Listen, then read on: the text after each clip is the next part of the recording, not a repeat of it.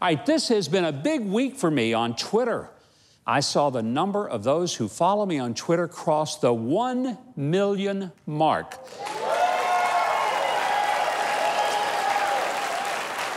Now, that is a milestone of sorts, especially since I have never purchased followers, and the number has grown organically. I'm not sure if you knew that you can actually buy Facebook friends or Twitter followers, but you can.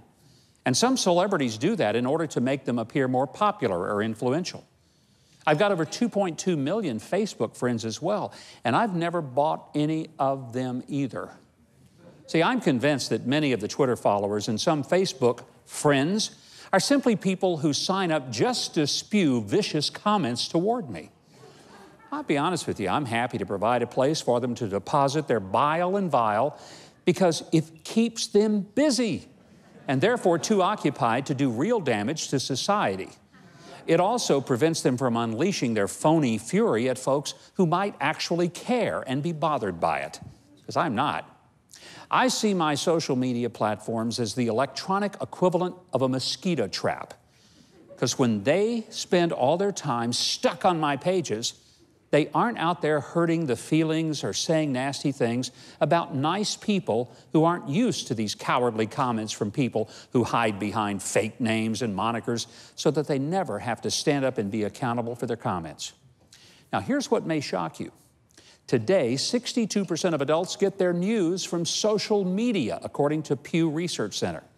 2/3 of Facebook users get their news from that platform, and 59% of Twitter users get their news in bursts of 280 characters or less. Yikes. I mean, most stuff on either of the media platforms is manufactured solely to entertain, mislead, sell something, or merely to spout an opinion, not to actually and factually report news, and certainly not objectively and with balance. So this is the equivalent of getting all of one's meals at the ice cream place. Satisfies the sweet tooth, but it's hardly nutritious.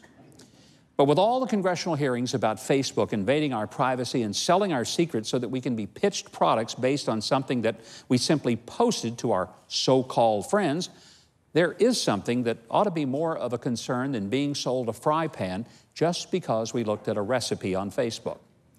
We need to be outraged that social media platforms, which pretend to allow us a space in order to communicate with friends, those platforms actually manipulate what information we receive, which is a form of non-government censorship and pure propaganda.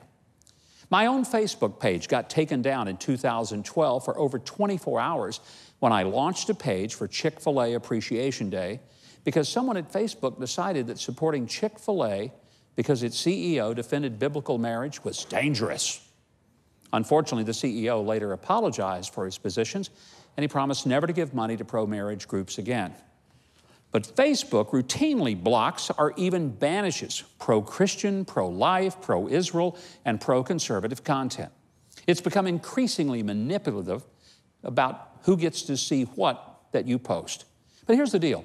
If you post it to your friends, why should some Silicon Valley censor decide that your friends can't see it? We mostly know that when we sign up for social media, the information that we share is going to be public, and it can and it will be used against us. But Americans need to demand that apart from truly offensive content that threatens physical violence or maybe promotes obscene materials or perhaps ridicules or falsely accuses people of crimes, we ought to be able to express honest and open views without having some 20-year-old something in California deciding that our conservative or Christian views don't deserve to be shared. Because if Facebook, Twitter, Instagram, and other social media platforms pretend to be public utilities, then we ought to treat them like a public utility and demand that they not only serve their own biases and bigotry toward faith and the people who practice it, but let everybody have a say.